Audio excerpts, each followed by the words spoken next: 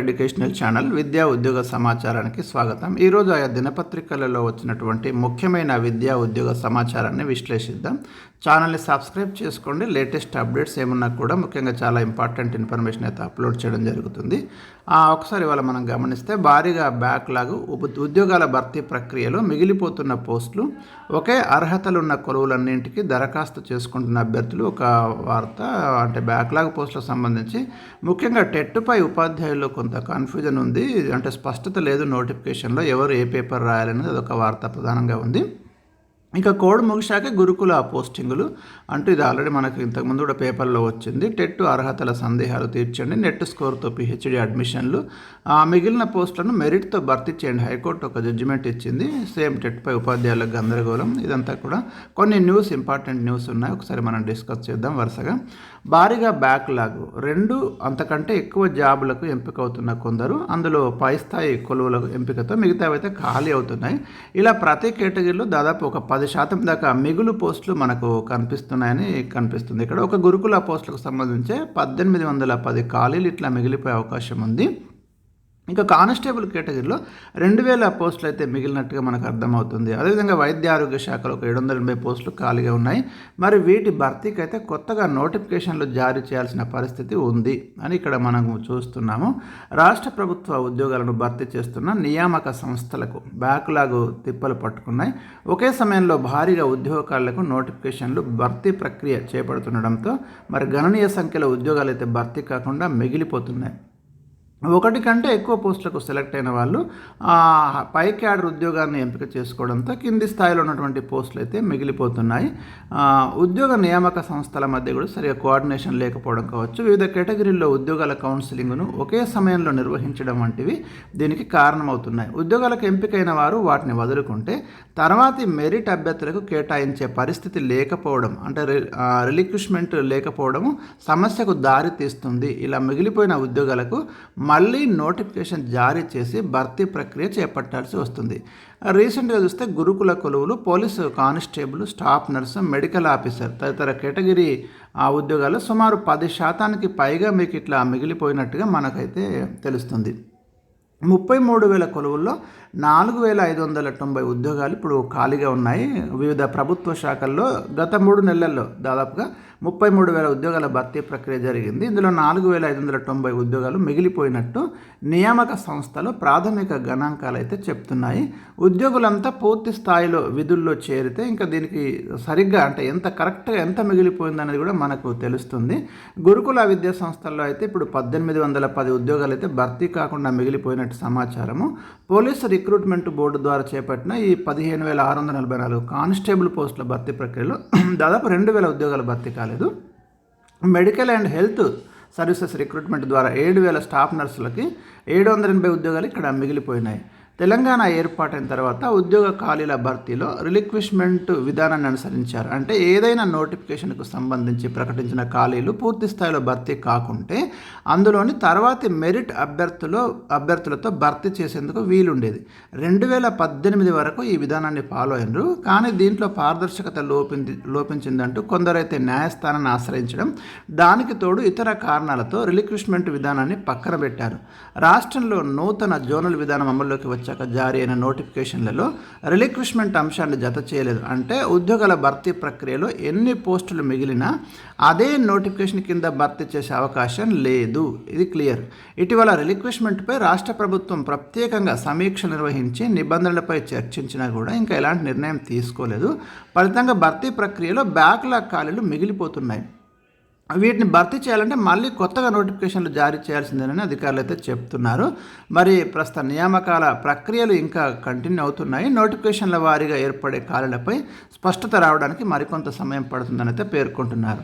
ఇక టెట్పై ఉపాధ్యాయులు గందరగోళం అంటూ ఇంకొక వార్త. ఉపాధ్యాయ అర్హత పరీక్ష 2024 ఉపాధ్యాయుల్లో కొన్ని సందేహాలు నెలకొన్నాయి. ఇక్కడ గమనించండి, గతంలో విడుదల చేసిన అన్ని నోటిఫికేషన్లలో 2010 ఆగస్టు 23కు ముందు సర్వీసులో ఉన్న ఉపాధ్యాయులకు టెట్ అర్హత మినహాయించినట్లు ఇంతకుముందు టెట్ నోటిఫికేషన్ ఇచ్చినప్పుడు ప్రస్తావించింది. ఈ నోటిఫికేషన్లో ఆ అంశాన్ని తొలగించడంతో గందరగోళం ఏర్పడింది. ఇన్ సర్వీస్ ఉపాధ్యాయుల్లో ఎవరు టెట్ రాయాలి, ఏ పేపర్ రాయాలన్నది అందులో సరిగా ప్రస్తావించలేదు. దీంతో అప్లై చేయాలా వద్దా అనే సందిగ్ధంలో ఉపాధ్యాయులు ఉన్నట్లయితే చెప్తున్నారు. మరి వచ్చే నెల అంటే ఏప్రిల్ 10 వరకు అయితే మనకు టైం ఉంది.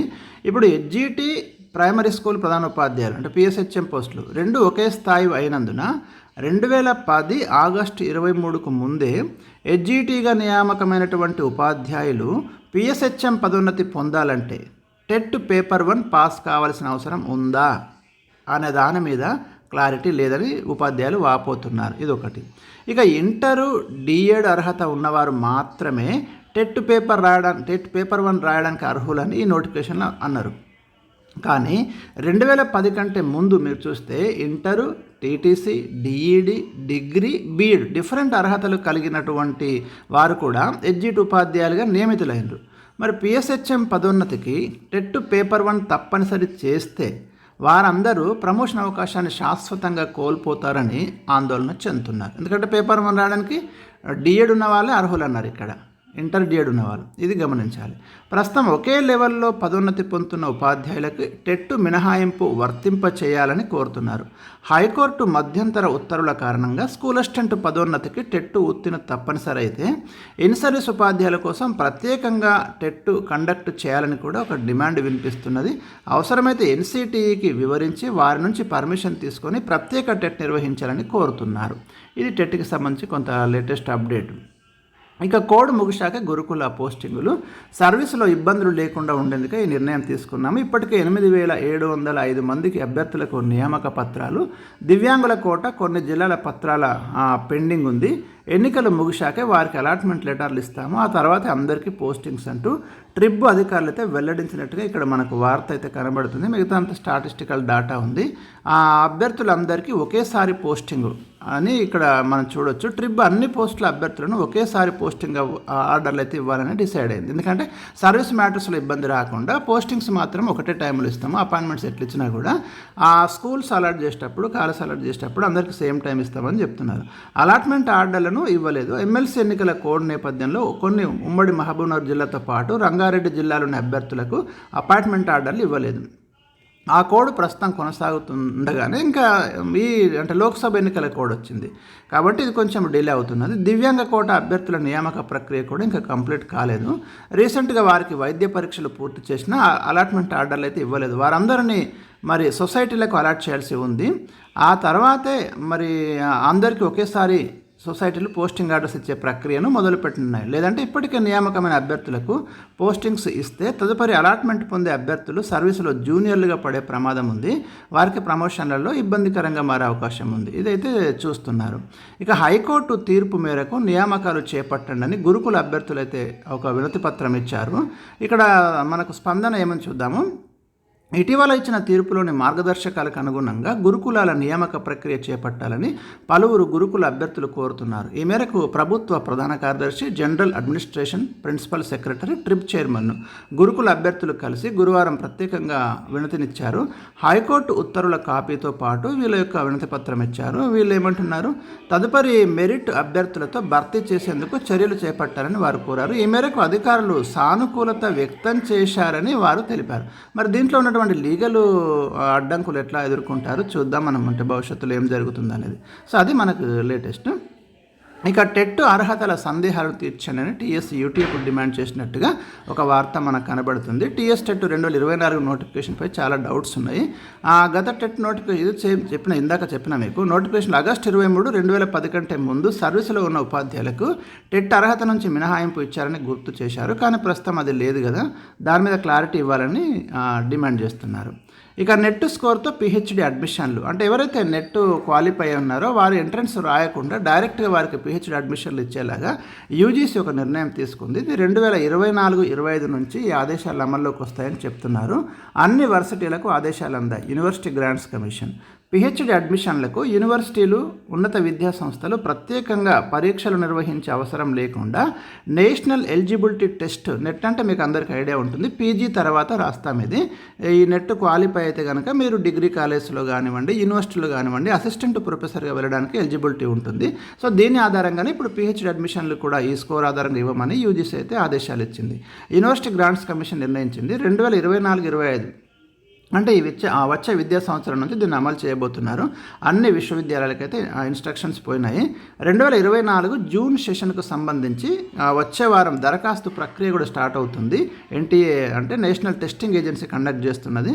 ఆ ఏడాదికి 2 సార్లు మనకు జరుగుతుంది. జూన్ అండ్ డిసెంబర్లో నెట్ పరీక్షను కండక్ట్ చేస్తారు. ప్రస్తుతం జూనియర్ రీసెర్చ్ ఫెలోషిప్ ప్రదానానికి, అసిస్టెంట్ ప్రొఫెసర్ నియామకానికి నెట్ స్కోర్ను పరిగణలోకి తీసుకుంటున్నారు. నిపుణుల కమిటీ సిఫార్సు మేరకు నెట్ స్కోరును పిహెచ్డి అడ్మిషన్లకు కూడా పరిగణలోకి తీసుకోవాలని తాజాగా నిర్ణయించినట్టు అధికారులు తెలిపారు. ఇది ఒకటి లేటెస్ట్ అప్డేట్. ఇక మిగిలిన గురుకుల పోస్టులను మెరిట్తో భర్తీ చేయండి అని హైకోర్టు ఆదేశము. రాష్ట్ర ప్రభుత్వం గురుకుల బోర్డులకి హైకోర్టు ఆదేశం. గతంలో సుప్రీంకోర్టు ఆదేశాలు పాటించాలని సూచన.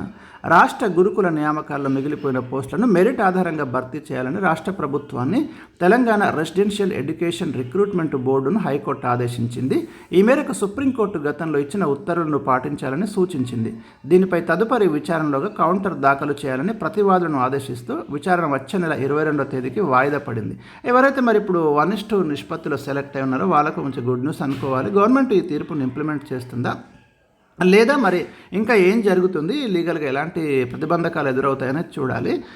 గురుకులాలలో డిగ్రీ అధ్యాపకులు, జూనియర్ లెక్చరర్లు, పీజీటీ, టీజీటీ, లైబ్రరీ ఇదంతా కూడా ఓకే ఇచ్చింది. నియామకాలను అవరోహణ క్రమంలో ఎగువ స్థాయి పోస్టులను ముందు, దిగువ స్థాయి పోస్టులను తర్వాత చేపట్టాల్సి ఉన్నా ఒకేసారి అన్ని ఉద్యోగాల భర్తీ చేపట్టింది. దీంతో 3-4 పోస్టులకు ఎంపికైన మెరిట్ అభ్యర్థులు ముఖ్యమైన పోస్టులు ఎంచుకుంటే మిగిలిన పోస్టులు భర్తీ కాకుండా ఇక్కడ మిగిలిపోతున్నాయి.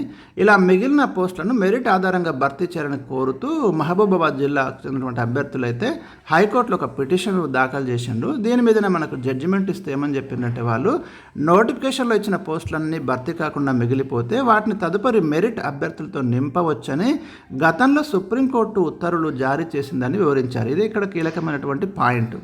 ఈ జడ్జిమెంట్ ఆధారంగానే హైకోర్టు మధ్యంతర ఉత్తర్వులు అయితే ఇచ్చింది. పిటిషనర్లు తెలంగాణ రెసిడెన్షియల్ ఎడ్యుకేషనల్ రిక్రూట్మెంట్ బోర్డుకు ఈ మేరకు వినతిపత్రం కూడా అందజేశారని కోర్టుకు విన్నవించారు. బోర్డు నుంచి ఎలాంటి స్పందన లేకపోవడంతో హైకోర్టును ఆశ్రయించామని, మిగిలిన ఖాళీల్లో పిటిషనర్లను భర్తీ చేసేలా ఆదేశాలు ఇవ్వాలని కోరారు. అలాగే తదుపరి గురుకుల నియామక ప్రక్రియపై స్టే ఇవ్వాలని విజ్ఞప్తి చేశారు. వాదనలు విన్న న్యాయమూర్తి సుప్రీంకోర్టు ఆదేశాలు పాటించాలని ప్రభుత్వాన్ని ఆదేశిస్తూ విచారణ వాయిదా వేశారు. ఇది లేటెస్ట్ టాపిక్ మనకి. ఇంకా టెట్పై ఉపాధ్యాయులు గందరగోళం, సేమ్ న్యూస్ ఉంది కాబట్టి ఇంకా ఇక్కడ డిస్కషన్ లేదు. నెట్ మార్కుల ఆధారంగా పిహెచ్డి ప్రవేశాలు యూజీసీ ఓకే, ఇది కూడా డిస్కషన్ చేసినాం. సో ఇవి ఈరోజు ఉన్నటువంటి లేటెస్ట్ అప్డేట్స్. మరిన్ని అప్డేట్స్ తప్పకుండా మీకు అందిస్తాను. వీడియోను లైక్ చేయండి.